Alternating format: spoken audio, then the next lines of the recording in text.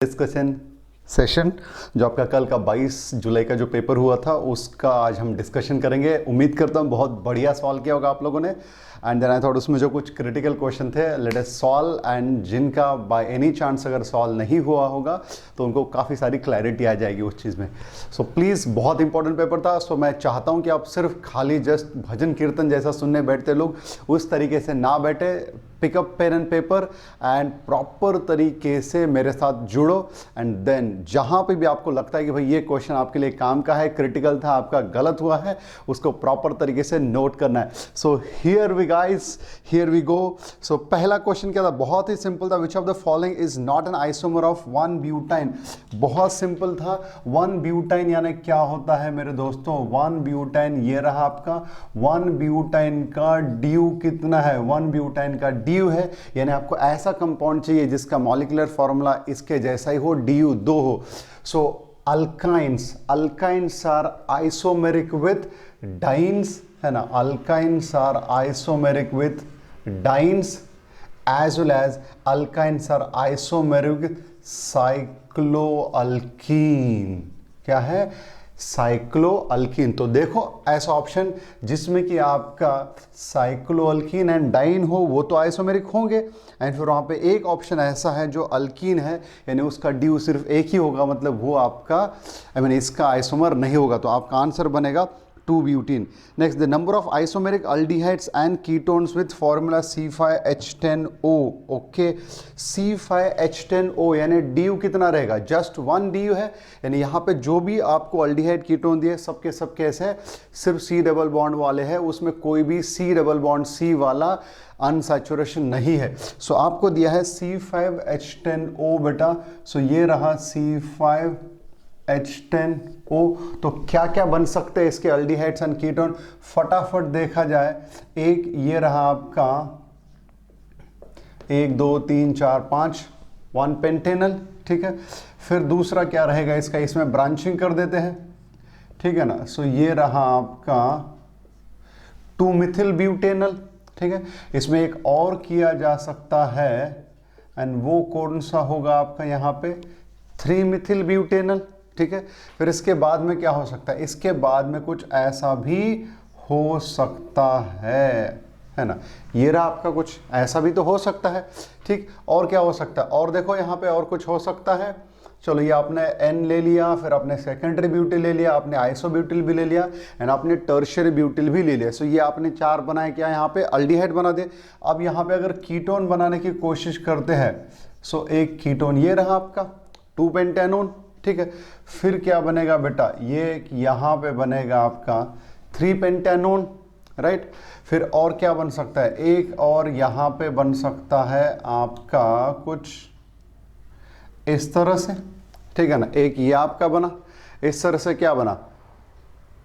बोलो 3 मिथिल 2 ब्यूटेनोन, है ना। 3 मिथिल 2 ब्यूटेनोन। और कुछ बन सकता है यहाँ पे भैया? यहाँ पे और कोई बन सकता है? जरा ध्यान से देखना। सो आंसर क्या बन रहा है आपका यहाँ पे? आंसर कितना? 1 2 3 4 5 6 और 7, ठीक है ना। और 7 और कोई? ये यहाँ पे क्या बन रहा है आपका? ये यहाँ पे जो बन रहा है आपका कायरल भी बन रहा है ना। यहाँ पे क्या बन रहा है आपका? कायरल भी बन रहे। तो उसके हिसाब से टोटल कितने हो जाएंगे? 8। अच्छा, और कहीं पे कोई ब्रांचिंग वगैरह तो बची नहीं यहाँ पे। सो ये आपने पहले 5 कार्बन का ले लिया, फिर आपने यहाँ पे 4 कार्बन का पेरेंट चेन लेके जहाँ पे 2 नंबर पे मिथिल, फिर यहाँ पे 4 कार्बन का चेन लेके यहाँ पे 3 नंबर पे मिथिल लिया, फिर आपने यहाँ पे 3 कार्बन का चेन लेके यहाँ पे फिर आपने सेकेंड कार्बन पे ही 2 मिथिल ले लिए, है ना। सेकेंड कार्बन पे ही आपने क्या कर दिया? यहाँ पे 2 मिथिल ले लिए। क्या आप इसको ऐसा कर सकते हो? जरा ध्यान से देखना। क्या आप इसको ऐसा कर सकते हो? मतलब क्या होगा? मतलब वही होगा, ये वाला बना दिया आप लोगों ने, ठीक है ना। सो यहाँ पे आपके टोटल आइसोमर्स कितने बन रहे बेटा? फिर यहाँ पे 8 जो है यहाँ पे आइसोमर्स बन रहे हैं, ठीक है। यहाँ पे और कोई बन रहा है? 2 पेंटेनोन है, 3 पेंटेनोन है, फिर ये आपका रहा 3 मिथिल 2 ब्यूटेनोन, है ना। 3 मिथिल 2 ब्यूटेनोन। सो आपका आंसर क्या बन रहा है यहाँ पे? आंसर बन रहा है last. Next, nitroethane can exhibit. Okay, ये हम ऑलरेडी पढ़ चुके हैं। नाइट्रोइथेन क्या एग्जिबिट करता है? ये रहा आपका यहाँ पे CH2H, दैट इज CH3, ये रहा डबल बॉन्ड O, ये कुछ इस तरह से, ये आपका इधर चला गया, ये इधर चला गया, यानी ये क्या एग्जिबिट कर रहा है, ये आपका टॉटोमेरिज्म जो है एग्जिबिट कर रहा है। नेक्स्ट नंबर 4 क्या है, बहुत सिंपल है, कौन टॉटोमेरिज्म शो करेगा, किसी के भी पास अल्फा हाइड्रोजन नहीं है, so none of these will show the tautomerism. Number 5 क्या है, among the following compounds will give maximum enol content. Okay, अगर आप ध्यान से देखोगे, पहला एक प्रॉपर कीटो फॉर्म है, ठीक है ना, चलो उसका भी इनॉल बनेगा। दूसरा जो क्या है आपका 2-ब्यूटेनोन बनेगा, उसका भी इनॉल तो खैर बनेगा सभी का, लेकिन किसी के केस में कीटो फॉर्म ज़्यादा होता है, किसी के केस में इनॉल फॉर्म होता है। हमने सब पॉइंट सीखे, मतलब इंट्रामोलिकुलर हाइड्रोजन बॉन्डिंग के बेसिस पे इनॉल की स्टेबिलिटी होती है, फिर अगर वहाँ पे एक स्टेबल रिंग बन रही है 6 मेंबर या 5 मेंबर, उस केस में भी इनॉल की स्टेबिलिटी बढ़ती है। अगर इनॉल में एरोमेटिक कैरेक्टर आ रहा है तो उस केस में भी इनॉल की स्टेबिलिटी जो है बढ़ती है। ये सब पॉइंट हम लोगों ने सीखे। फिर सॉल्वेंट का क्या असर होता है, किस सॉल्वेंट में कौन सा फॉर्म ज़्यादा होता है, कीटो फॉर्म ज़्यादा होता है कि आपका इनॉल फॉर्म ज़्यादा होता है, ये सब बातें भी हम लोगों ने की थी। अब यहाँ पे क्वेश्चन क्या बचा, किसका इनॉल ज़्यादा होगा। सो अगर आप लास्ट वाला देखोगे, लास्ट वाला क्या है बेटा, ये कुछ ऐसा है, CH3 C double bond O, ये रहा आपका यहाँ पे CH2 COO ET। अब यहाँ वाला हाइड्रोजन ज़्यादा एसिडिक है due to the 2 electron withdrawing group, इसका मतलब इसका इनॉल जल्दी से बनेगा एंड टिकेगा भी, है ना, बाकियों के कंपैरिजन में। आई एम सेइंग बाकियों के कंपैरिजन में, जब अगर ये आपका निकल गया, ये इधर चला गया, ये इधर आ गया, तो इसका जब आपका इनॉल बनेगा सो वो कैसा दिखेगा, ज़रा ध्यान से देखो, CH3COH, ये रहा डबल बॉन्ड CH, ये रहा आपका कुछ इस तरह से, तो ये यहाँ पे आपका एक 6 मेंबर्ड रिंग बन रहा है due to intramolecular hydrogen bonding. तो सबसे ज़्यादा इनॉल कंटेंट किसका होगा यहाँ पे बेटा, नंबर 4 वाले का, ठीक है। सो 5 का आंसर बना 4। अच्छा, नेक्स्ट नंबर 6 क्या पूछा है, ये बहुत ही इंटरेस्टिंग क्वेश्चन है। Among these compounds which of the following is the correct order of percentage इनॉल content. Okay, ज़रा ध्यान से देखो, अब कुछ लोगों को यहाँ पे कुछ स्ट्रक्चर तो बहुत क्लियर है ना, ये जो है आपका, ये आपका कुछ ऐसा वाला है, ठीक है। अब यहाँ पे हाइड्रोजन तो दिख रहा है हमको, है ना, यहाँ पे हाइड्रोजन तो दिख रहा है, लेकिन एवरीबॉडी नोज अगर ये हाइड्रोजन इसके साथ इनोलाइज होगा तो यहाँ पे क्या आ जाएगा, डबल बॉन्ड अगेन है प्लैनरिटी, एंड एवरीबॉडी नोज बाइसाइक्लिक के ब्रिज हेड पोजीशन पे, है ना, प्लैनरिटी नहीं बन सकती। सो इसका मतलब है इसमें इनॉल कंटेंट नहीं होगा, इसका कीटो फॉर्म ही ज़्यादा होगा। सेकेंड जो दिया है, second is again a bicyclic, लेकिन, है ना, सेकेंड बाइसाइक्लिक है, लेकिन यहाँ पे ये वाला हाइड्रोजन जो है इनोलाइज हो जाएगा एंड इधर ये इधर आके ये इधर जाके यहाँ पे इनॉल बनेगा, कोई दिक्कत नहीं है।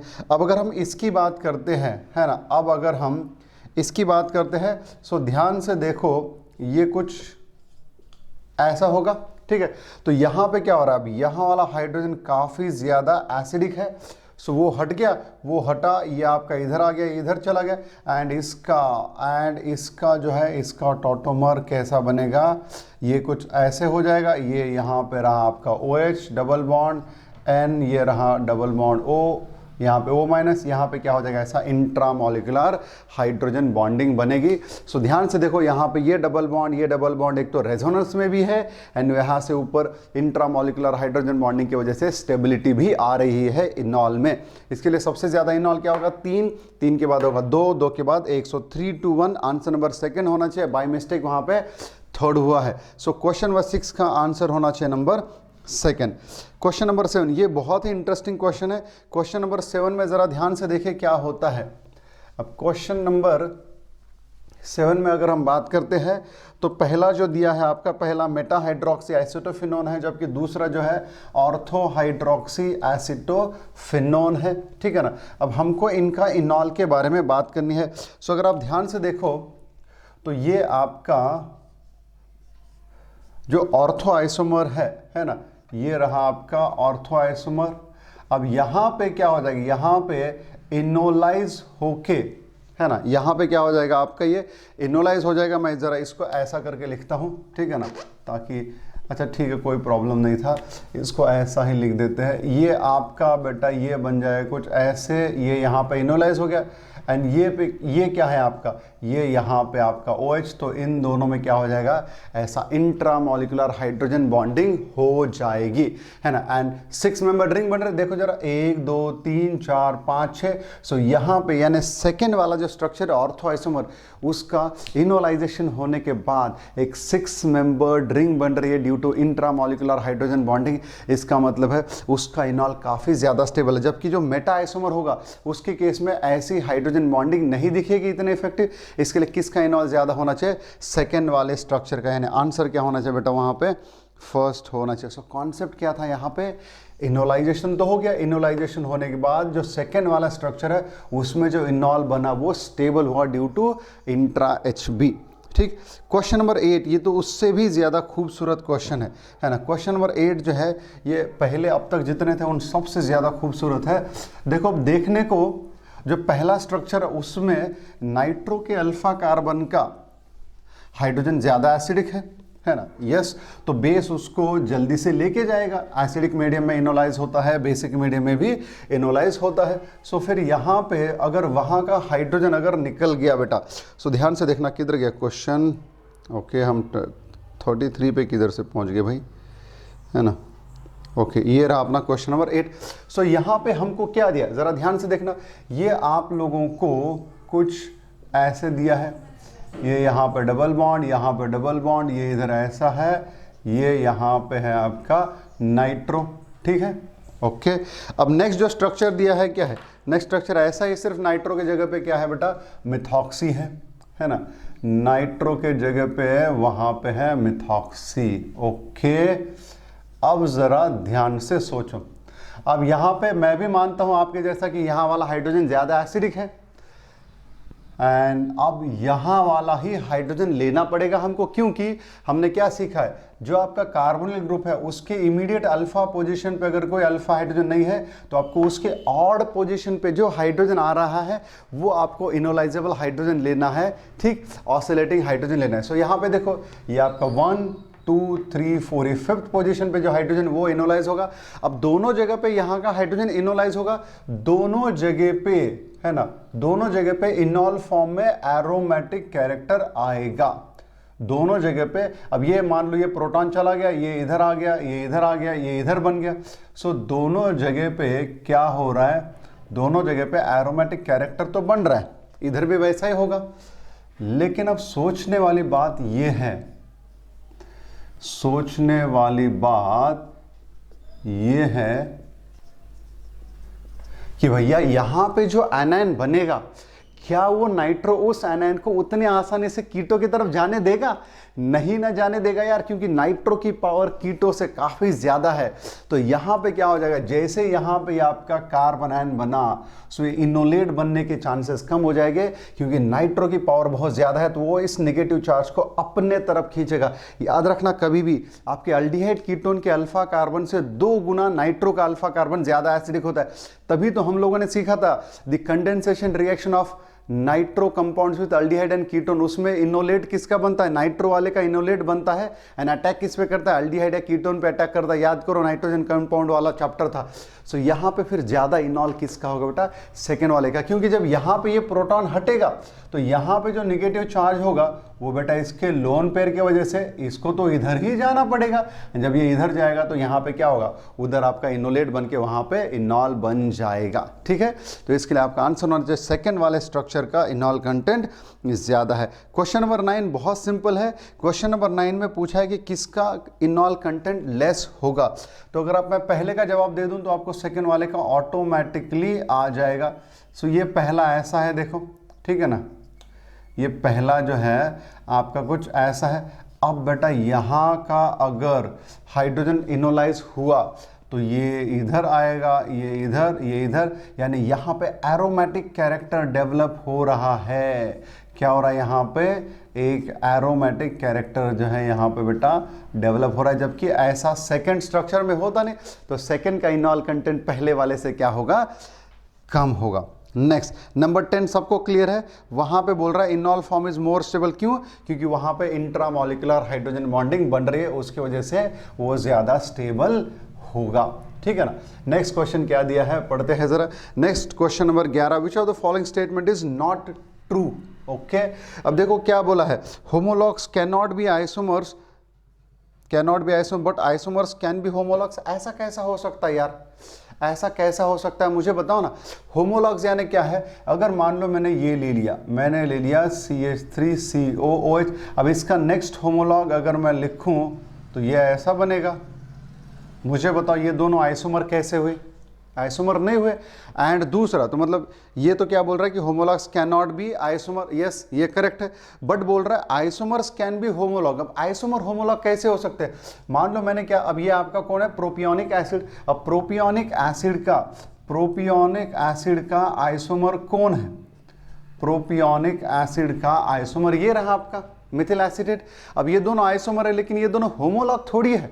होमोलॉग होने के लिए उनका functional group, class of compound same होना चाहिए ना यार, उनका class of compound functional group क्या होना चाहिए, सेम होना चाहिए। पहला स्टेटमेंट गलत है, हमारा वही आंसर है, ठीक है। बाकी सब एकदम सही है, सबको पता है। लास्ट ऑप्शन में कोई दिक्कत है किसी को, net charge remain same in canonical forms, कोई भी उठा लो स्ट्रक्चर, कितने बार सीखा है हम लोगों ने, कितने बार सीखा है। कोई भी रेजोनेटिंग स्ट्रक्चर ले लो, मान लो ये आपके लिए बहुत सिंपलेस्ट स्ट्रक्चर लेता हूँ, ये रहा। अब इसका जब आप दूसरा रेजोनेटिंग स्ट्रक्चर बनाओगे, इसका दूसरा रेजोनेटिंग स्ट्रक्चर ये बनेगा। इसमें देखो चाहे उसमें देखो, आपका नेट चार्ज सेम ही है ना, नेट चार्ज कैसा है बेटा, सेम ही है। अगर मान लो मैं आपके लिए ये वाला लेता हूँ स्ट्रक्चर, ठीक है ना, लेट अस कंसिडर, मैंने आपके लिए ये ले लिया आपका एनिलीन। अब एनिलीन का जब मैं रेजोनेंस बनाऊंगा तो ये इधर आके ये इधर आ जाएगा, यानी ये कैसा हो जाएगा, ज़रा ध्यान से देखियो बेटे, ज़रा ध्यान से देखियो, ये रहा, ये प्लस माइनस कैंसिल हो जाएगा। सो नेट चार्ज जीरो था, जीरो ही है, कोई भी उठा लो। सो किसी एक कंपाउंड के जो भी रेजोनेटिंग स्ट्रक्चर दिए होंगे तो उनमें net charge will always remain same. अगर समझो ये ऐसा वाला एक स्ट्रक्चर लेते हैं, ठीक है ना, ये ऐसा लेते हैं और हमको बोला जाए इसके रेजोनेटिंग स्ट्रक्चर बना, तो पहली बार क्या करोगे, पहली बार आप इसको इधर लेके जाओगे। जब आप इसको इधर लेके जाओगे तो ये आपका क्या हो जाएगा, यहाँ पे डबल बॉन्ड, यहाँ प्लस, ये यहाँ पे ऑक्सीजन था, वैसे रहेगा, उसको कोई छेड़ नहीं सकता। अब नेक्स्ट क्या हो जाएगा, नेक्स्ट बेटा ये जो है अपनी लोन पेयर देगा। सो अपनी लोन पेयर देगा तो भैया जब तुम अपनी प्रॉपर्टी किसी और को दोगे तो नुकसान के जैसा फील करोगे कि नहीं करोगे, ठीक है। थोड़ी खुशी इस बात की रहेगी कि तुमने किसी और की मदद की, लेकिन अंदर जलोगे, अंदर ले साला कदी वापस दे देगी, कदी वापस दे देगी, है ना, टेंशन रहता है। देखो प्लस प्लस प्लस, एक पॉजिटिव चार्ज था, सो हमेशा नेट चार्ज क्या रहेगा, सेम ही रहेगा। Okay, next, which pair isomer is not possible. Chain and position कैसे हो सकता, नहीं हो सकते, या तो चेन होगा या फिर पोजीशन होगा। क्योंकि पोजीशन के लिए क्या होता है, पोजीशन के लिए your base length should remain same, and chain के लिए क्या होता है, चेन लेंथ ही डिफरेंट होनी चाहिए, तो वो साथ में नहीं हो सकते। फिर क्या है, फंक्शनल एंड पोजीशन, ये कैसे होगा, अगर फंक्शनल है तो पोजीशन काउंट नहीं कर सकते हम लोग। फिर क्या है आपका टॉटोमेरिज्म एंड फंक्शनल, वो तो इक्विलिब्रियम में होता है, वो क्या होता है, डायनामिक इक्विलिब्रियम। आप बोलोगे सर कीटो, एक बार कीटो दिख रहा है, एक बार इनॉल दिख रहा है, सो एक अल्कोहल है और एक आपका कीटो है, तो फंक्शन ग्रुप बदल गया, लेकिन वो डायनामिक इक्विलिब्रियम होता है, बार बार बदलते रहता है ना, तो इसके लिए उसको हम टॉटोमेरिज्म, फंक्शनल आइसोमेरिज्म नहीं बोल सकते। Tautomerism is a type of, special type of structural isomerism, ऐसा बोलते हैं हम लोग, ठीक है ना। Next question number 13, stability of the given compound simple angle strain के बेसिस पे है। सबसे कम एंगल स्ट्रेन किस में है बेटा, साइक्लोहेक्सेन में, तो साइक्लोहेक्सेन की स्टेबिलिटी सबसे ज्यादा होगी। एंड ये मैंने आपको हीट ऑफ कंबशन के बेसिस पे भी क्लियर किया है, इसके पहले भी, है ना, इसके पहले भी। नॉर्मली देखो बेयर स्ट्रेन थ्योरी के हिसाब से क्या होता है, बेयर स्ट्रेन थ्योरी के हिसाब से उसने ये यहां तक ही प्रूव कर पाया था वो, लेकिन ये तो बेयर स्ट्रेन थ्योरी के हिसाब से आंसर था, ठीक है, लेकिन अब इसके आगे वो नहीं बता पाया। लेकिन जब एक्सपेरिमेंटल डाटा देखा गया हीट ऑफ कंबशन का, तो based on heat of combustion पर CH2 यूनिट, है ना, हीट ऑफ कंबशन पर CH2 यूनिट जब निकाला गया, सो ये देखा गया कि साइक्लोहेक्सेन का हीट ऑफ कंबशन पर CH2 यूनिट इन सबसे कम है। इट मीन्स साइक्लोहेक्सेन की स्टेबिलिटी इनसे क्या है बेटा, ज्यादा है। अगर आपको क्वेश्चन पूछा गया the heat of combustion for these as a whole, तो जाहिर सी बात है हीट ऑफ कंबशन इसकी ज्यादा होगी क्योंकि इसमें नंबर ऑफ कार्बन एटम ज्यादा है। लेकिन अगर आपको पूछा गया हीट ऑफ कंबशन पर CH2 यूनिट, तो उस केस में इसकी हीट ऑफ कंबशन सबसे कम होगी, इसके लिए इसकी स्टेबिलिटी भी ज्यादा होगी। तो साइक्लोहेक्सेन के बाद आएगा साइक्लोपेंटेन, उसके बाद आएगा अब साइक्लोप्रोपेन एंड साइक्लोप्रोपीन में क्या दिक्कत है, जरा ध्यान देखो। पहले ही बहुत ज्यादा एंगल स्ट्रेन है, पहले ही बहुत ज्यादा एंगल स्ट्रेन है, एंड जब आप उसमें और पाई बॉन्ड घुसोड़े हुए तो वहां पे ओवरलैप के लिए बहुत ज्यादा तकलीफ होगी, है ना। तो उस केस में वहां पे स्ट्रेन और ज्यादा बढ़ जाएगा एंड इसकी स्टेबिलिटी क्या हो जाएगी और कम। तो इसके लिए आंसर क्या बनेगा आपका 4 3 1 2, ऐसा देख लेना जो भी ऑप्शन है नंबर फर्स्ट। ओके, नेक्स्ट क्या है, CCl बॉन्ड, ये सबको पता है, बेस्ड ऑन रेजोनेंस आप लोग इसकी आंसर निकाल दोगे 14 का। Okay, CC bond double bond length is minimum. Okay, कहाँ पे CC double bond length minimum है ऐसा पूछा गया, जितना ज्यादा हाइपर कॉन्जुगेशन उतना, या फिर जितना ज्यादा रेजोनेंस उतना कोई पर्टिकुलर डबल बॉन्ड किस में कन्वर्ट हो जाता है, सिंगल बॉन्ड में। इसी के लिए तो हम बोलते हैं रेजोनेंस में बॉन्डिंग आइडेंटिकल नहीं होती है ना, रेजोनेंस में बॉन्डिंग आइडेंटिकल नहीं होती क्योंकि your double bond is converted into single bond, और single bond has partial double bond character, और your triple bond has partial double bond character 2.5 के आसपास आएगा। तो इस तरीके से सो यहाँ पे क्या बोला है, कौन सा CC bond length is minimum. Okay, तो पहला वाला देखो, पहले वाले में कितने हाइपर कॉन्जुगेशन है, पहले वाले में बेटा 3 हाइपर कॉन्जुगेशन है, दूसरे वाले में 2 हाइपर कॉन्जुगेशन है ना, दूसरे वाले में 2 हाइपर कॉन्जुगेशन है, तीसरा एंड चौथा जो है उसको बोला जाता है रिवर्स हाइपर कॉन्जुगेशन। उसको क्या बोला जाता है, रिवर्स हाइपर कॉन्जुगेशन, है ना। नई बात नहीं, क्या बताया था क्लास में आप लोगों को, ठीक है। सो ये कुछ ऐसा होता है। सो अब क्या होगा, जब हम एक नॉर्मल हाइड्रोजन का हाइपर कॉन्जुगेशन करते हैं तो उस केस में क्या करते हैं, जरा ध्यान से देखो। हम क्या करते हैं, ये CH सिग्मा बॉन्ड इधर इसके p ऑर्बिटल के साथ डीलोकलाइज करते हैं, एंड जब इसका हम हाइपर कॉन्जुगेशन बनाते हैं तो हम क्या करते हैं, CH2 डबल बॉन्ड CH, यहाँ पे CH2 पे माइनस एंड इस H प्लस को एज इट इज रखते हैं। उसी तरह से यहाँ पे हो जाएगा रिवर्स हाइपर कॉन्जुगेशन में, वो 3 क्लोरीन बहुत शक्तिशाली बन जाते हैं, भीम के जैसे बन जाते हैं एंड खींचते हैं, बलराम के जैसे बन जाते हैं, खींचते हैं। इसको इधर खींचा तो ये इस बॉन्ड को अपने तरफ लेके चला जाएगा, क्योंकि उसका d ऑर्बिटल होने की वजह से वो स्टेबल कर सकता है उस नेगेटिव चार्ज को। तो बेटा इसका कैसा बनेगा फिर, ये CCl2, ये रहा आपका Cl माइनस, यहाँ पे क्या है आपका डबल बॉन्ड, ये रहा CH, ये है आपका प्लस, ठीक है। तो ये इस तरीके से रहेगा। सो रिवर्स हाइपर कॉन्जुगेशन, अब फिर देखना है जितना ज्यादा हाइपर कॉन्जुगेशन होगा उतना वो पर्टिकुलर डबल बॉन्ड किस में कन्वर्ट हो जाएगा, सिंगल बॉन्ड में। जब वो सिंगल बॉन्ड में कन्वर्ट होगा तो उसकी बॉन्ड लेंथ क्या हो जाती है, बढ़ जाती है। तो ऐसा आंसर क्या रहेगा लास्ट, क्योंकि उसमें 6 टाइम्स 6 क्या है, उसमें 6 रिवर्स हाइपर कॉन्जुगेशन होते हैं। अच्छा, जहां पे एक न्यूट्रल मॉलिक्यूल का आप हाइपर कॉन्जुगेशन करने के बाद ऐसा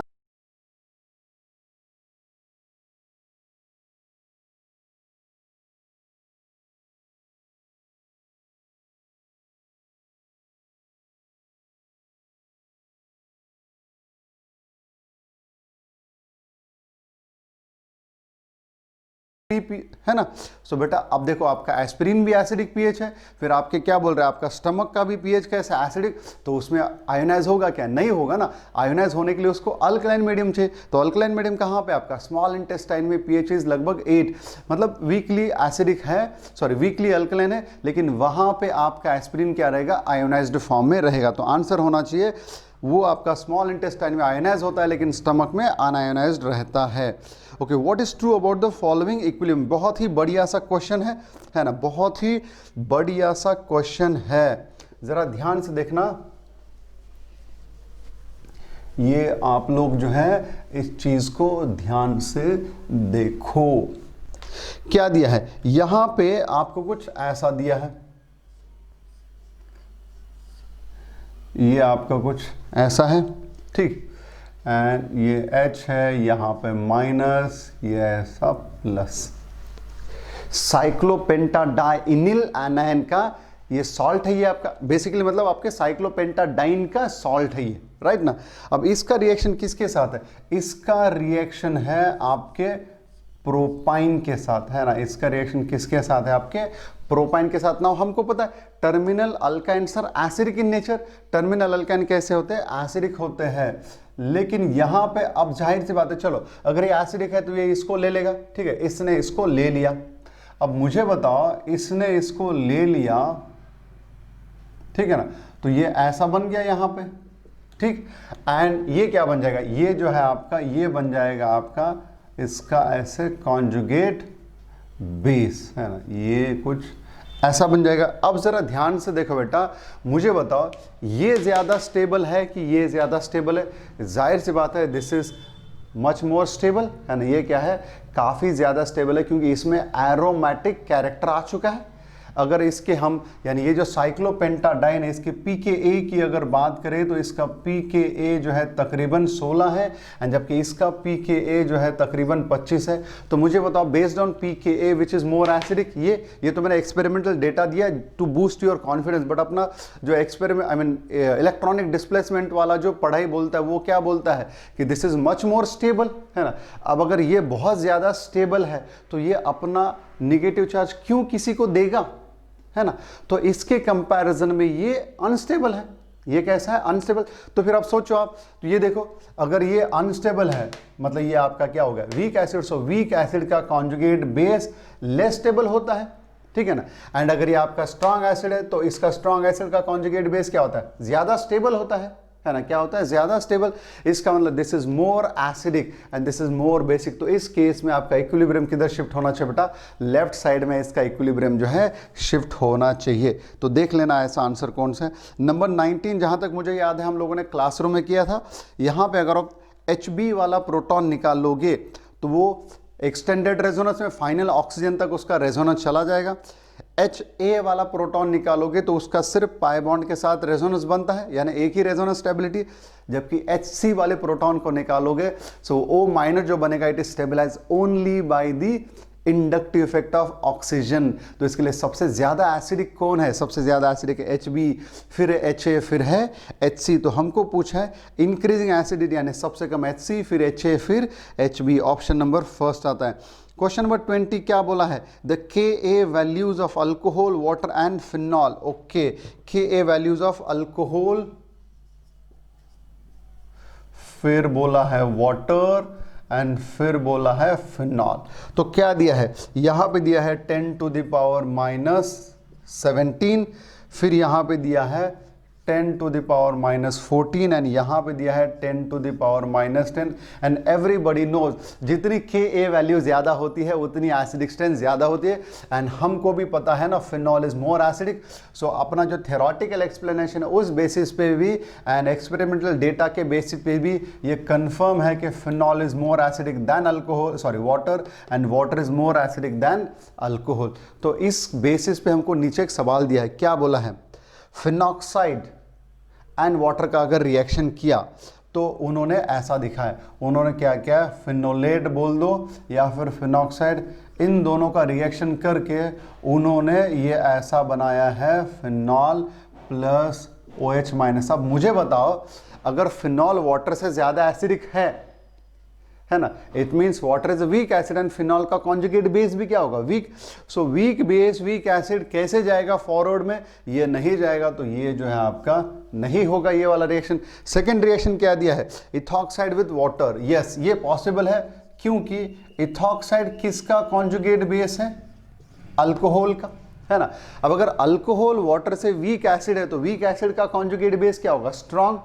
तो ये बेस स्ट्रॉन्ग हुआ एंड अल्कोहल के कंपैरिजन में एसिड यानी वाटर भी strong, strong base strong acid, ये रिएक्शन आपका इधर फॉरवर्ड में जाएगा। एंड जब हम लोगों ने चैप्टर सीखते थे अल्कोहल का एसिडिक नेचर सीख रहे थे तभी मैंने बोला था alkoxides are better proton acceptor than hydroxide and water is a better proton donor than alcohol। इसके लिए आपका आंसर क्या बनेगा, सेकेंड। ओके, नेक्स्ट 21 में क्या बोला है, okay, which of the following represent the increasing order of pKa। तो अब यहां पे देखो pKa इंक्रीजिंग बोला है, तो सबसे कम pKa किसका होता है? जो सबसे स्ट्रांग एसिड होता है। अब स्ट्रांग एसिड कैसा डिफाइन करेंगे हम लोग? बेस्ड ऑन इलेक्ट्रॉनिक डिस्प्लेसमेंट, जिसका कॉन्जुगेट बेस सबसे ज्यादा स्टेबल होगा। सो अगर आप ध्यान से देखोगे यहाँ पे तो जो स्ट्रक्चर 2 है, स्ट्रक्चर 2 में जो बीच वाला hydrogen it is highly active and वो आपके intramolecular hydrogen bonding and conjugation से स्टेबल होता है। यानी जो स्ट्रक्चर 2 है वो सबसे ज्यादा स्टेबल है। तो अगर मैं एसिडिक स्ट्रेंथ की निकालूं ऑर्डर, तो acidic strength 2 will be most acidic, ठीक है। अब उसके बाद क्या आपके पास? एक है प्रोपाइन, एक है इथिल एसिटेट एंड एक है आपका टोल्यून। सो अगर मैं टोल्यून का आपको एक्सपेरिमेंटल वैल्यू भी बता दूं, आपको टोल्यून का जो pKa वैल्यू है, टोल्यून का pKa वैल्यू है 41, ठीक है। एंड अब देखा ये सब के सब कार्बन एसिड है ना, वहाँ पे लिखा भी है CH एसिड बोल के। वैसे तो सबको पता है हाइड्रोकार्बन्स आर नॉट एसिडिक, लेकिन अब उनकी एसिडिक स्ट्रेंथ उनके कॉन्जुगेट बेस की स्टेबिलिटी पे बताई जाती है, ठीक है। सो अब यहाँ पे टोल्यून तो सबसे वीक एसिड होगा, टोल्यून जो है सबसे वीक एसिड होगा, यानी उसका pK सबसे ज्यादा होगा, है कि नहीं? उसका pK ओ रखा 41। अब बचा क्या? बचा आपका पहला एंड तीसरा। पहला एंड तीसरा में अगर आप देखोगे, पहले का यानी अल्काइन का जो कॉन्जुगेट बेस बनेगा ऐसा बनेगा, लेकिन जो आपका इथिल एसिटेट दिया है, इथिल एसिटेट में बेटा कुछ ऐसा होगा। इथिल एसिटेट में क्या होगा? ये प्रोटॉन अगर निकाला जाए तो यहाँ पे जो निगेटिव चार्ज कॉन्जुगेट बेस बनेगा वो इसके रेजोनेंस से स्टेबल होगा। अब इन दोनों का pK वैल्यू भी तकरीबन मतलब काफ़ी नज़दीक है, ठीक है, लेकिन हम इसके एसिडिक स्ट्रेंथ थोड़ी सी ज़्यादा लेंगे due to that resonance stability, ठीक है। तो अगर इसकी एसिडिक स्ट्रेंथ ज़्यादा है मतलब 3 वाले की एसिडिक स्ट्रेंथ 1 वाले से ज़्यादा होगी। सो ये आंसर आया तुम्हारे एसिडिक स्ट्रेंथ का। अब इंक्रीजिंग pK का आंसर क्या आएगा? ऐसा ही होगा, सिर्फ अंदर का साइन जो है बदल जाएगा, ठीक है ना। सो ये हो गया आपका इंक्रीजिंग pKa का ऑर्डर, ठीक है। तो देख लेना ऐसा ऑप्शन कहाँ पे है। Next question number 22। Question number 22 में क्या वाला? Which is the correct acidic order. अब देखो यहाँ पे जितना भी दिया है सब में इंडक्टिव इफेक्ट के बेसिस पे बताना होगा, क्योंकि आपका जो कार्बोक्सिलेट आयन बनेगा उसकी स्टेबिलिटी, कार्बोक्सिलेट का तो अपना खुद का रेजोनेंस है, लेकिन उसके अलावा यहाँ पे दूसरा कोई भी रेजोनेंस वाला इफेक्ट नहीं दिख रहा है। सो जब इंडक्टिव इफेक्ट होता है तो इंडक्टिव इफेक्ट के बेसिस पे जब आप एनायन की स्टेबिलिटी देखते हो तो पहले देखो आप, पहले क्या देखो कि आप देखो डिस्टेंस, है ना। पहले क्या देखो आप? डिस्टेंस। फिर डिस्टेंस के बाद देखो आप नंबर, एंड नंबर के बाद क्या देखो आप लोग? नेचर, ठीक है ना। सो यहाँ पे देखो अगर पहला वाला तो CH3COH एसिडिक एसिड है यानी प्योरली डोनेटिंग है। दूसरा कार्बोक्सिलिक के अल्फा कार्बन पे एक नहीं बल्कि दो ब्रोमीन है ना, एक नहीं बल्कि वहाँ पे दो ब्रोमीन है। फिर उसके बाद तीसरे के अल्फा कार्बन पे क्लोरीन है, तीसरे के अल्फा कार्बन पे क्लोरीन है। चौथे के अल्फा कार्बन पे एक नहीं बल्कि दो प्लस I वाले मिथिल ग्रुप है। एंड पांचवें के अल्फा कार्बन पे फिर से क्या है? वहाँ पे भी NR3 प्लस यानी इलेक्ट्रॉन विड्रॉइंग ग्रुप है। सो दूसरा, तीसरा, पांचवा तीनों में डिस्टेंस सेम है इन माइनस I वाले ग्रुप का, लेकिन जो स्ट्रक्चर 2 है बेटा, स्ट्रक्चर 2 में एक नहीं बल्कि दो इलेक्ट्रॉन विड्रॉइंग ग्रुप है। तो इसके लिए उसकी पावर क्या होगी? ज़्यादा होगी माइनस I की, है ना। उसकी माइनस I की पावर क्या होगी बेटा? ज़्यादा होगी। तो उस बेसिस पे 2 विल बी मोस्ट एसिडिक। 2 के बाद अब तीसरा एंड पांचवा में कंपेयर करेंगे, डिस्टेंस सेम है ना, डिस्टेंस सेम है एंड नंबर ऑफ सब्स्टिट्यूएंट भी सेम है। तो उनमें क्या देखना पड़ेगा फिर? अब आपको देखना पड़ेगा नेचर। तो फिर पांचवा वाले का माइनस I बहुत स्ट्रांग है तो मोस्ट एसिडिक होगा 2 के बाद होगा 5 के बाद होगा 3। अब पहला एंड चौथा, पहले में प्लस I लेकिन चौथे में प्लस I बहुत ज़्यादा। सो वीकेस्ट एसिड होगा आपका चौथा एंड स्ट्रांगेस्ट एसिड होगा आपका दूसरा। तो आंसर बनता है आपका कौन सा? क्या पूछा है? ओके, यहाँ पे गड़बड़ कर दिया है ना। यहाँ पे सही आंसर क्या होना चाहिए आपका? पहला 2 greater than 5 greater than 3 greater than 1 greater than 4, है ना। यहाँ पे ऑपरेटर के साइड से 2 प्रिंट हो चुका है, लेकिन सही आंसर क्या होना चाहिए वहाँ पे? फर्स्ट क्वेश्चन नंबर 22 में। क्वेश्चन नंबर 23 सबको पता है, बेसिक स्ट्रेंथ का ऑर्डर पूछा है, क्लासरूम में भी लिया हम लोगों ने। पहला जो है क्या है? अमीडीन है। Amidine will be more basic than ethylamine which is more basic than dimethylamine and which is more basic than amide, क्योंकि अमाइड तो बेसिक होगा नहीं, ठीक है ना। नेक्स्ट क्या है 24, which one of the following is most acidic, halophenols दिए है। सो अगर क्लोरोफिनॉल के केस में simply you need to think about the minus I, तो आपका 2 क्लोरोफिनॉल यानी orthochlorophenol will be most acidic. Number 25 क्या मोस्ट एसिडिक, थर्ड अगर देखोगे थर्ड स्ट्रक्चर में बेटा क्या बनेगा, थर्ड स्ट्रक्चर में आपके कार्बोक्सिलिक का, थर्ड स्ट्रक्चर में आपके कार्बोक्सिलिक का जो कॉन्जुगेट बेस होगा, है ना, कार्बोक्सिलिक का जो कॉन्जुगेट बेस होगा बेटा वो दो साइड से क्या होगा, इंट्रामोलिकुलर हाइड्रोजन बॉन्डिंग से स्टेबल बनेगा। इसके लिए मोस्ट एसिडिक कौन होना चाहिए आपका 25 का third. Which of the following species are aromatic, सबको पता है बेंजीन एरोमेटिक होता है, फिर आपका सेकंड स्ट्रक्चर वो भी एरोमेटिक है, थर्ड भी एरोमेटिक है, तो आंसर हो जाएगा वहां पे ऑल, ठीक है। Next number 27, okay, correct reactivity order, 27 में क्या बोला है, करेक्ट रिएक्टिविटी। अब सिल्वर नाइट्रेट के साथ रिएक्टिविटी ऑर्डर, तो वहाँ पे कॉन्सेप्ट क्या है, कॉन्सेप्ट क्या है ज़रा ध्यान से देखो। ये आपके पास मान लो ये आपके पास अल्किल हैलाइड है, ठीक है ना, ये आपके पास अलील हैलाइड है एंड ये आपके पास बेंजील हैलाइड है।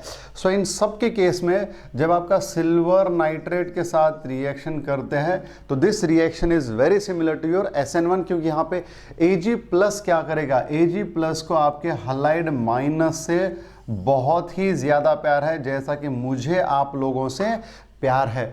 तो यहाँ पे बस आपने देखना है कि किधर कार्बोकेटन सबसे ज़्यादा स्टेबल होगा, उस बेसिस पे अगर कंपेयर करना को बोला है तो उस बेसिस पे आपको ऑर्डर बताना है।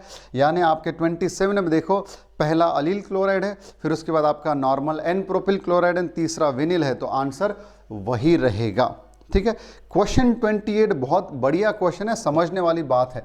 क्वेश्चन 28 में क्या दिया है, क्वेश्चन 28 में ये कुछ ऐसा दिया है, ठीक है, इसको 1 2 ऐसा ही बोला ना, इसको 1 2 3 4 ऐसा बोला है एंड 1 2 3 4 के बॉन्ड को कंपेयर करने को बोला है। सो अगर आप ध्यान से देखोगे तो ये दोनों तो रेजोनेंस में है, तो रेजोनेंस होने की वजह से एक मोमेंट पे लिए ऐसा लगेगा कि भाई दोनों की बॉन्ड लेंथ जो है सेम है, लेकिन ज़रा अगर आप इसके बारे में सोचो, इनको दो दो घर हैंडल करने पड़ते हैं, जिस बंदे को दो दो घर हैंडल करने पड़ते हैं बहुत दिक्कत होती है, कभी कभी खुशी भी होती है ना, मज़ा होता है उसका अपना अलग, लेकिन दिक्कतों का भी सामना करना पड़ता है, कभी इस घर से बेलन आता है तो कभी उस घर से बेलन आता है, बढ़िया होता है लाइफ। मेरा वैसा कुछ भी नहीं है, एक ही अपने पास, ठीक है। सो ज़रा ध्यान देना, इधर क्या होगा, अब ये बॉन्ड जो है, ये पाई बॉन्ड इसके साथ रेजोनेंस में आएगा, जब इसके साथ रेजोनेंस में आएगा तो ये इधर आएगा, तो ऐसे में this double bond is converted into single bond, मतलब उसकी बॉन्ड लेंथ बढ़ तो जाएगी एक नॉर्मल बॉन्ड के कंपैरिजन में, है ना। लेकिन क्या होगा, अगर ये जो बॉन्ड है ये इसके साथ भी तो रेजोनेंस में है, अगर ये बॉन्ड इसके साथ रेजोनेंस में गया तो भैया क्या बनेगा, ये डबल बॉन्ड है ना, ये यहाँ पे माइनस, ये यहाँ पे प्लस, लेकिन ये तो पूरा का पूरा डबल बॉन्ड रहेगा कि नहीं रहेगा। तो इट मीन्स इसमें सिंगल बॉन्ड का कैरेक्टर ज्यादा है, क्योंकि ये इधर भी रेजोनेट करेगा, ये इधर भी रेजोनेट करेगा। तो ऐसे में ये जो C1 C2 है उसकी बॉन्ड लेंथ C3 C4 से क्या हो जाएगी, शॉर्टर, क्योंकि इसको दोनों साइड रेजोनेंस करना होगा, जिसकी वजह से इसका सिंगल बॉन्ड कैरेक्टर इससे ज्यादा है, it means this bond should be shorter, ठीक है। नेक्स्ट बात करते हैं, तो उस हिसाब से ऑप्शन देख लेना कौन सा है। 29 highly important canonical structure, okay बढ़िया है। अब ये जो हमको दिया है, बोला है इसका, है ना, इसका एक इंपॉर्टेंट कैनोनिकल स्ट्रक्चर कौन सा है ये पूछा है, सबको याद आ गया होगा। अब ये जो है आपको आंसर निकालना है बेस्ड ऑन एरोमेटिसिटी, ठीक है। सो अब जरा ध्यान से देखो, यहां पे जो लोन पेयर है, जब भी लोन पेयर पाई बॉन्ड का कॉन्जुगेशन होता है तो वो पाई बॉन्ड लोन पेयर की तरफ नहीं जाता, lone pair goes towards the pi bond. अब अगर आप मान लो इसको आप इधर लेके भी आते तो इधर क्या बनता, नेगेटिव चार्ज, एंड इधर क्या आता, पॉजिटिव चार्ज, यानी ऐसे वाले में नीचे वाले ring would render anti aromatic. तो बेटर क्या है, बेटर इसको इधर लेके आओ, इसको इधर, यानी इधर आएगा निगेटिव चार्ज, तो नीचे वाली रिंग भी क्या बन जाएगी आपकी एरोमेटिक, एंड ऊपर वाली रिंग भी क्या बन जाएगी आपकी एरोमेटिक। तो ऐसा स्ट्रक्चर जहां पे ऑक्सीजन पे डबल बॉन्ड एंड प्लस होना चाहिए, एंड इस रिंग में क्या होना चाहिए माइनस। तो ऐसा ऑप्शन जरा ध्यान से देखना कहां पे है, ऑप्शन नंबर जो है आपका सेकंड है। Question number 30, resonance energies of the following. अब रेजोनेंस एनर्जी क्या होता है, जितनी स्टेबिलिटी ज्यादा उतनी रेजोनेंस एनर्जी क्या होगी ज्यादा। अब देखा जाए तो जो पहला एंड दूसरा है, पहला एंड जो दूसरा है, उन दोनों में बेटा ऐसा दिया है, उन दोनों में ये रहा आपका ऑक्सीजन, ये डबल बॉन्ड यहां पे प्लस है, ठीक है। एंड जो सेकंड स्ट्रक्चर है उसमें भी कुछ ऐसा ही है, ये रहा आपका NH। अब इन दोनों में सिमिलर टाइप की स्टेबिलिटी है, यानी ये भी लोन पेयर देके इसको स्टेबल कर रहा है, ये भी लोन पेयर देके उसको स्टेबल कर रहा है। लेकिन कौन आसानी से लोन पेयर देगा, नाइट्रोजन देगा, ना तुम दोगे ना मैं दूंगा, क्योंकि अपन लय जाओ देख काय मनो अपन, है ना। सो ये बहुत आसानी से लोन पेयर देगा, तो इसके लिए इसकी रेजोनेंस स्टेबिलिटी, रेजोनेंस एनर्जी इससे ज्यादा हो, क्योंकि इसकी स्टेबिलिटी इससे क्या है ज्यादा। तो उस हिसाब से आंसर बनेगा 213। Question number 31, the order of ease of ionization, यानी पूछ रहा है कहां पे CBr बॉन्ड बहुत जल्दी से टूटेगा। तो अगर आप बेटा ध्यान दोगे तो आपका जो पहला स्ट्रक्चर है, पहले स्ट्रक्चर में कुछ ऐसा है, यहां पे डबल बॉन्ड है, यहां पे डबल बॉन्ड, यहां पे H और यहां पे Br। जब यहां से Br माइनस टूटेगा, है ना, जब यहां से Br माइनस टूटेगा तो ये माइनस चार्ज इन दोनों के रेजोनेंस से स्टेबलाइज हो जाएगा। लेकिन सेकंड स्ट्रक्चर में क्या है रे बेटा, सेकंड स्ट्रक्चर में अगर आप देखोगे ये डबल बॉन्ड है, ये डबल बॉन्ड है, ये यहां पे आपका Br है, यहां से Br माइनस हटाओगे तो this will render anti aromatic, तो वो बहुत आसानी से आयोनाइज नहीं होगा। Anti aromatic compound do not exist at room temperature, है कि नहीं। तो इसी का मतलब है कि आपका सेकंड में आयोनाइजेशन बहुत कम होगा, पहले में सबसे ज़्यादा होगा, क्योंकि वहाँ पे बहुत ज़्यादा स्टेबल, सॉरी एन बना दिया मैंने गलती से, कार्बो कैटायन बनेगा, है ना, क्या बनेगा कार्बो कैटायन। तो इसका मतलब है आपका सबसे फास्ट आयोनाइजेशन फर्स्ट में होगा, फिर थर्ड में, फिर सेकंड में होगा। 32, रेजोनेंस फॉर्म्स मस्ट ओबे, है ना, resonance forms must obey normal valency rules, एकदम सही है ये वाला, ठीक है ना। Resonance forms are in equilibrium, गलत है, रेजोनेंस फॉर्म्स इक्विलिब्रियम में नहीं होते। इक्विलिब्रियम में क्या होता है, पेरिसाइक्लिक रिएक्शन, टॉटोमेरिज्म, ये इक्विलिब्रियम में होता है। ओके 33, एक्सपेरिमेंटल फैक्ट है, सबको पता है, आपका ether and hydrocarbons of similar molecular mass, उनका बॉइलिंग पॉइंट तकरीबन सेम होता है, एंड आपका ईथर एंड अल्कोहल जो लोअर मेंबर्स उनकी सोल्युबिलिटी तकरीबन सेम होती है। 34, मोर विस्कस, जितनी ज़्यादा हाइड्रोजन बॉन्डिंग हो जाएगी उतना विस्कसनेस बढ़ेगा, यानी आंसर क्या होगा आपका glycerol. The hydrocarbons having high vapour pressure, जितना ज़्यादा वोलेटाइल होगा उसका वेपर प्रेशर क्या होगा उतना ही ज़्यादा। अब कई सारे लोगों ने सीधे सीधे आंसर नंबर लास्ट लिखा है, ये सोच के कि भैया वहाँ पे बहुत ज़्यादा ब्रांचिंग है, लेकिन भैया वहाँ पे वेट भी ज़्यादा है, क्योंकि वहाँ पे नंबर ऑफ कार्बन एटम्स 8 है।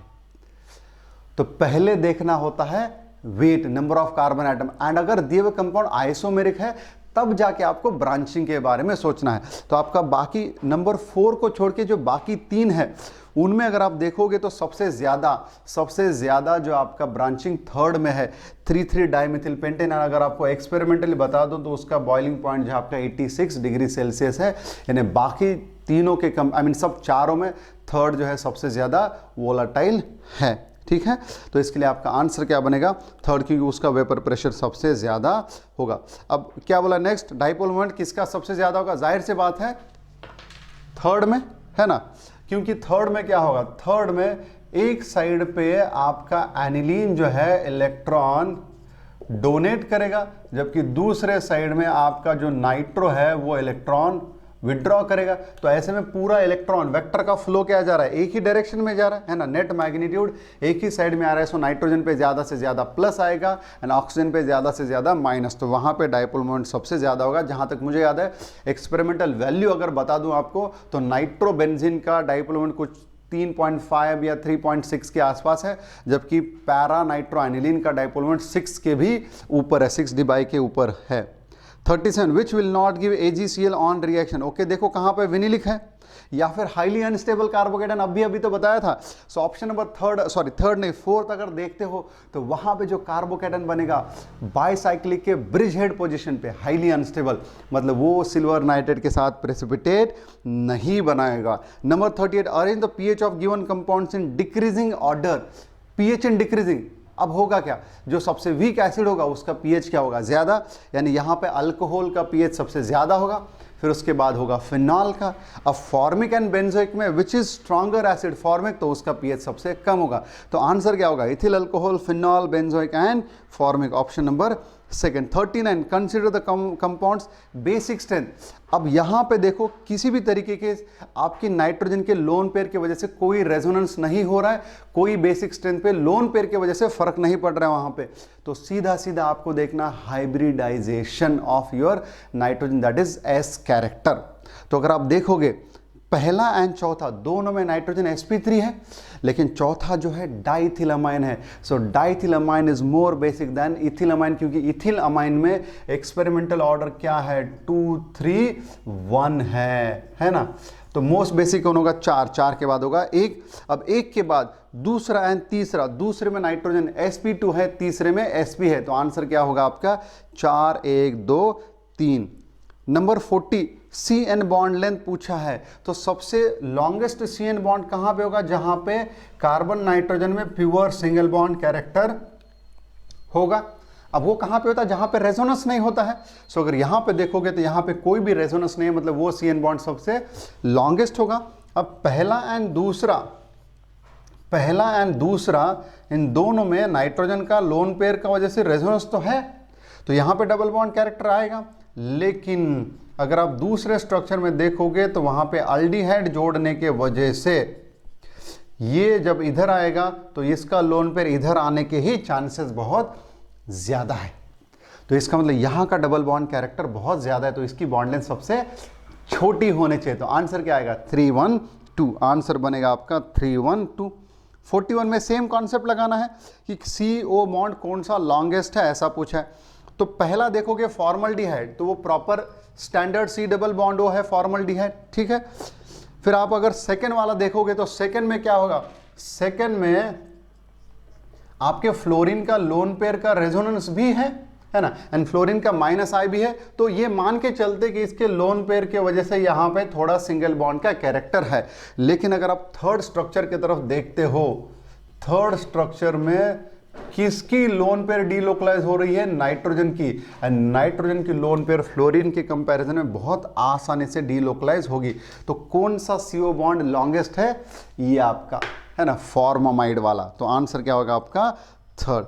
Next, ease of ionization carbocation के बेसिस पे निकालोगे, तो सेकेंड वाला जो है वहां पे ब्रोमाइड माइनस चला गया, तो वहां पे कार्बोकेटन क्या बनेगा, एरोमेटिक बनेगा। फिर 43 बेंजीन का बॉन्ड ऑर्डर क्या है, बिटवीन 1 and 2, पहला क्या CCl, ओके, पहले में वो थोड़ा सा गलती हो गया, वहां पे इट शुड बी एक्चुअली ऐसा होना चाहिए था ClCCl, ठीक है।